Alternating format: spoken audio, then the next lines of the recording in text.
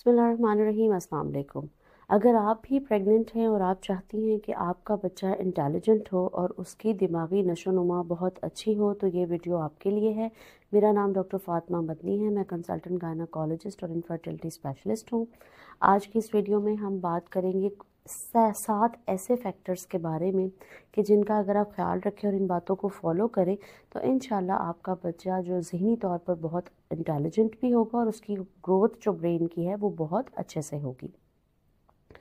सबसे पहली जो एक इम्पॉर्टेंट चीज़ है वो है माँ के थायराइड हार्मोन्स का नॉर्मल होना।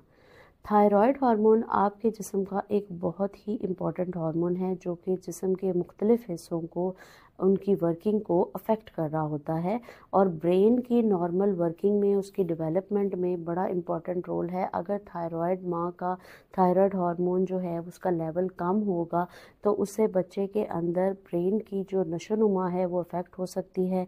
बच्चा डेवलपमेंटली डिलेड हो सकता है, यानी जब वो पैदा होगा तो रूटीन के जो माइलस्टोन्स जो बच्चे अपने अचीव करते हैं वो कंपैरेटिवली वो लेट अचीव करेगा और उसकी डेवलपमेंट प्रॉपर नहीं होगी, उसका आईक्यू लेवल कम होगा।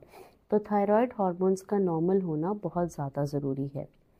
दूसरी इम्पॉर्टेंट चीज़ है वो है न्यूट्रिएंट्स, यानी जो खुराक माँ ले रही है उसका बहुत ज़्यादा इम्पॉर्टेंट रोल होता है। कुछ ऐसे न्यूट्रिएंट्स हैं जो कि बच्चे की ब्रेन डेवलपमेंट में स्पेसिफिकली इम्पॉर्टेंट रोल प्ले करते हैं, जिसमें मोस्ट ऑफ कॉमनली जो है वो आयोडीन है, फॉलिक एसिड है, विटामिन डी है।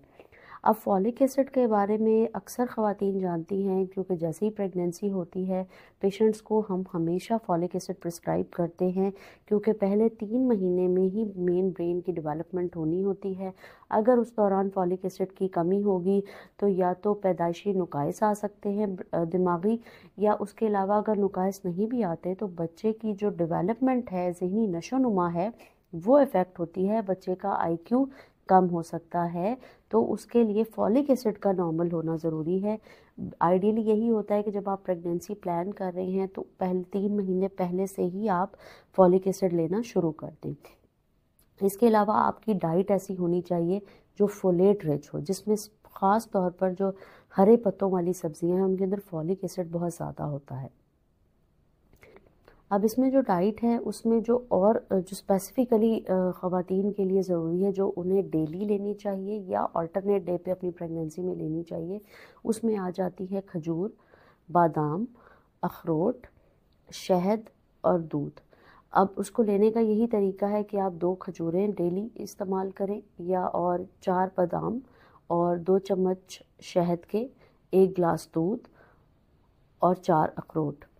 अगर आप ये अपनी या आप डेली ले लें या अल्टरनेट डे पे ले लें, इसका भी बहुत ज़्यादा इम्पॉर्टेंट रोल होता है ब्रेन की डेवलपमेंट में और इससे जो रिक्वायर्ड न्यूट्रिएंट्स हैं वो बच्चे को बेहतर तरीके से मिल सकते हैं। एक जो थर्ड इम्पॉर्टेंट फैक्टर है इसमें वो है माँ का स्ट्रेस फ्री रहना। अब स्ट्रेस हार्मोन्स का डायरेक्टली बच्चे के ग्रोथ पर इफ़ेक्ट होता है। ये बच्चे को खून की सप्लाई कम कर देता है, बच्चे की ग्रोथ प्रॉपर नहीं होती। अक्सर ये देखा जाता है कि जो ख़वातीन स्ट्रेस्ड रहती हैं ज़्यादा, उनके मिसकैरेजेस भी हो सकता है या उनको टाइम से पहले डिलीवरी स्टार्ट हो जा सकती है क्योंकि लेबर पेन्स भी स्टार्ट हो जाती है। तो मदर का स्ट्रेस फ्री रहना बहुत ज़्यादा ज़रूरी है। नेक्स्ट जो चौथा फैक्टर है इम्पॉर्टेंट वो है एक्सरसाइज।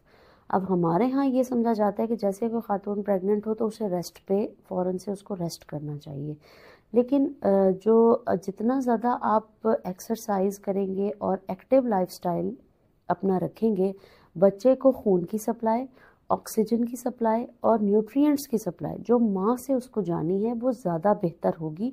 और जितनी ये चीज़ें बच्चे को बेहतर मिलेंगी उतनी ही उसकी नशोनुमा बेहतर होगी और बच्चे की ग्रोथ बेहतर होगी।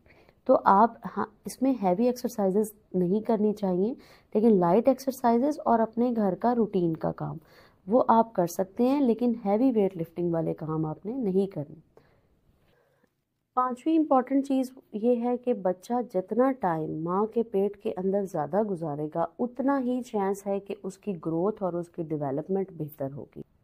अमूमी तौर पर जब ख़वातीन का के 36 वीक्स होते हैं, 36वां हफ्ता होता है जो कि आम ख़वातीन का 9वां महीना उनका हिसाब के साथ स्टार्ट होता है, तो वो ये फ़ौरन से उनको ये टेंशन स्टार्ट हो जाती है कि हमें पेन स्टार्ट नहीं हुई है।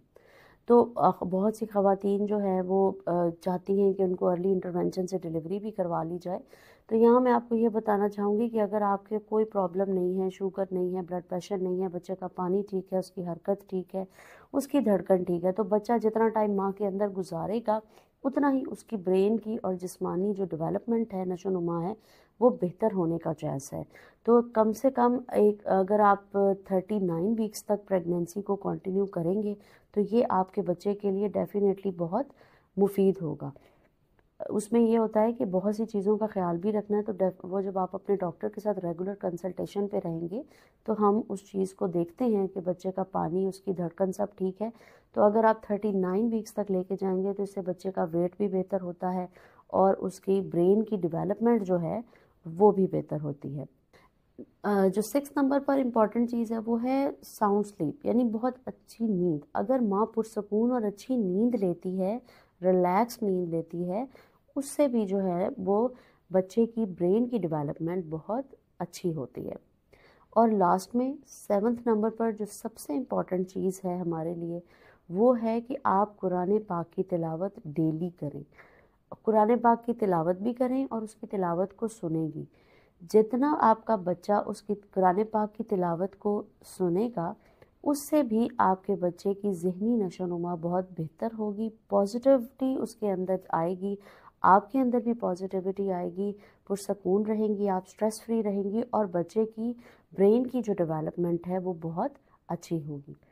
ये थी आज की वीडियो, उम्मीद है आपको पसंद आई होगी। वीडियो अच्छी लगी तो इसको लाइक कीजिए, इसको शेयर कीजिए, चैनल को सब्सक्राइब कीजिए और बेल को प्रेस कर दीजिए ताकि मज़ीद आने वाली इन्फॉर्मेटिव वीडियोज़ आप तक पहुंच सकें।